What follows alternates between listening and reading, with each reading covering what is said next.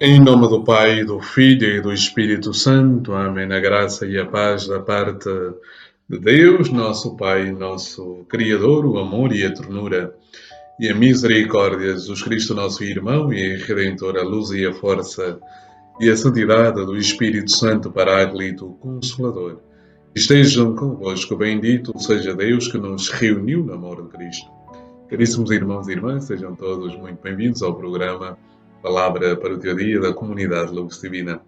Mas a Igreja celebra a festa da Transfiguração do Senhor. Desde já, um grande abraço à comunidade do Divino Salvador de Toguinhó, que neste dia celebra a sua festa.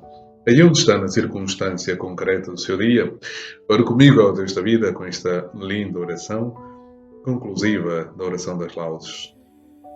Oremos.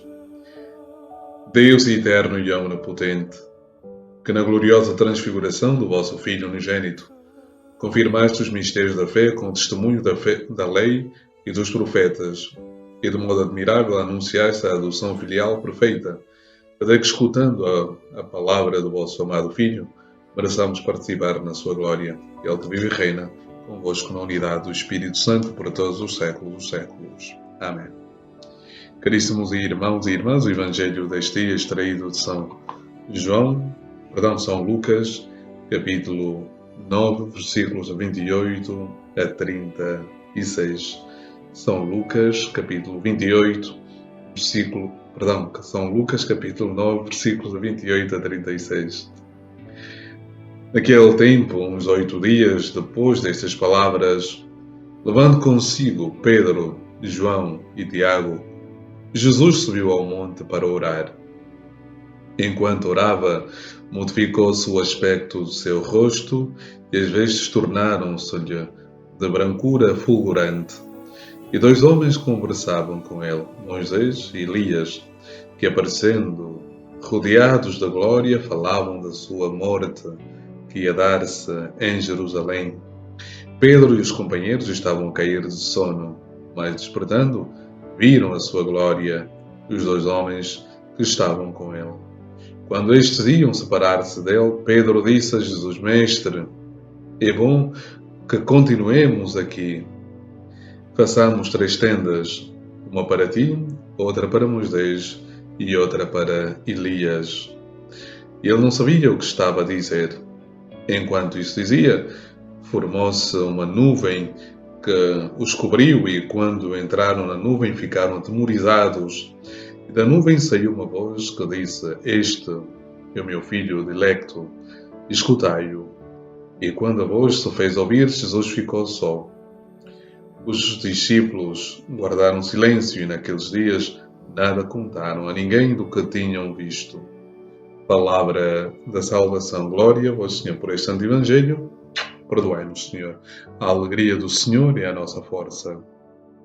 Caríssimos irmãos e irmãs, neste dia a Igreja celebra a transfiguração do Senhor. E o Evangelho é lindo. Aliás, quando é que o Evangelho não é lindo? Mas permita-me situar este evento histórico da transfiguração do Senhor. Ele acontece após o primeiro anúncio da paixão do Senhor. Jesus anunciou aos seus apóstolos que iria a Jerusalém para ser crucificado. Mas antes ainda, estamos dentro do capítulo 9, os apóstolos realizam uma grande missão enviados pelo Senhor. E o Senhor deu-lhes poder para curarem, para restituir a salubridade física e espiritual, ou seja, a saúde física, espiritual e emocional. Jesus deu-lhes poder para vencerem o demónio, e com uma série de recomendações que pelo caminho vivessem a austeridade, o despreendimento e ao mesmo tempo, com alegria, levarem a boa nova. E é nesse contexto que Jesus também pergunta a Pedro: quem dizem as multidões que eu sou? E Pedro responde de maneira linda, sabemos, mas logo depois percebemos que a resposta de Pedro ainda não era a compreensão exaustiva do grande mistério da pessoa de Jesus. Quem é verdadeiramente Jesus? Esse de quem muitos dizem conhecer o Pai, a Mãe, os irmãos, é dentro deste contexto e sempre dentro deste capítulo também Jesus anuncia as condições necessárias para o seguir, né? Aqui no capítulo 9, para dirigentes depois a todos, Jesus diz: se alguém quiser vir após mim, renuncie-se a si próprio, tome a sua cruz cada dia e siga. As condições para ser-se discípulo de Jesus são condições exigentes, de uma exigência radical. E é depois disso tudo que acabamos aqui disso tudo, e muito mais naturalmente, que em síntese podemos dizer é dentro deste quadro panorâmico em que dá-se a transfiguração do Senhor. O Senhor convida 3 grandes amigos, Pedro, Tiago e João. Pensemos que a transfiguração acontece no contexto da oração.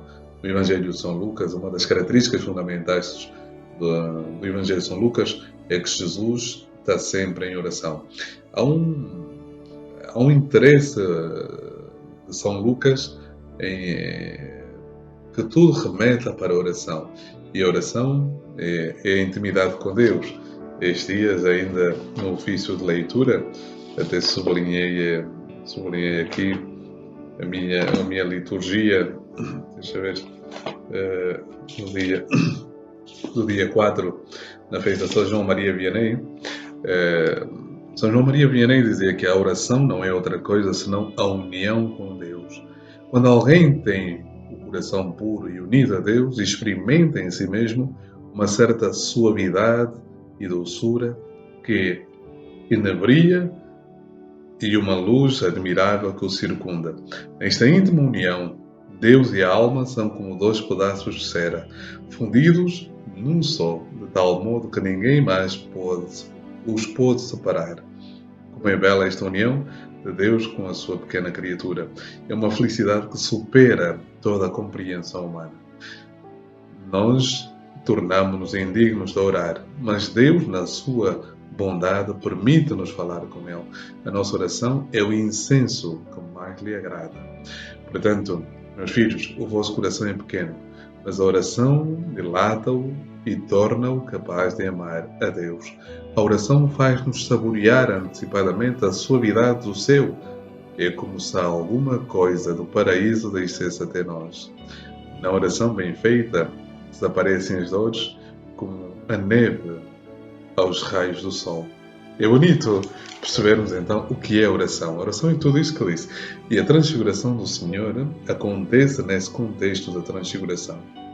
Meu irmão e minha irmã, que Jesus transfigurado, podíamos ver aqui toda a tipologia, todo o midrash que podíamos aqui fazer, toda a interpretação, porque esse texto é um texto teofânico, ou seja, é um texto de manifestação de Deus, tal como os textos do Antigo Testamento, em que Deus aparece a Moisés e Deus revela-se a Abraão.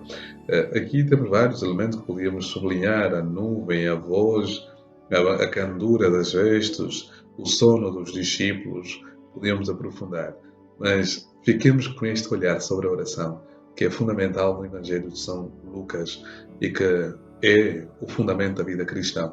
Ontem dizia eu numa das Eucaristias, numa Eucaristia que celebrei, dizia que a oração é o alimento da nossa alma e por isso, como hoje as pessoas não se alimentam com a oração, temos muita gente desnutrida espiritualmente. Que não seja o teu caso, que não seja o meu caso. Que nos alimentemos com a força que vem do céu e que durante a nossa vida terrena não nos falte este alimento que é Jesus o Senhor. Quem comer deste pão e beber deste vinho viverá eternamente. Meu irmão, tenha confiança no Senhor. Deixa-te transfigurar e transfigurando-se possamos também nós levar Jesus a todos e todos a Jesus. O Senhor esteja convosco, Ele está no meio de nós. Abençoe-vos Deus Todo-Poderoso, o Pai, o Filho e o Espírito Santo. Amém. A alegria do Senhor é a nossa força. Amém.